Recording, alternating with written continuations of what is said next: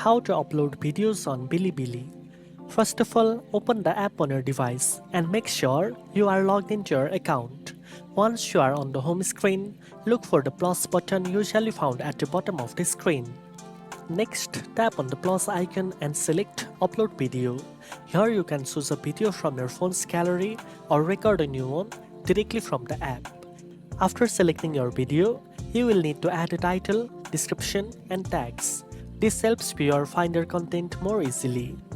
You can also choose a thumbnail and set the category that best fits your video. Then check the settings for privacy or any additional options, and when everything is ready, tap Publish. Your video will start uploading, and once it's complete, it will be available for others to watch on Bilibili. Now you know how to upload videos on Bilibili.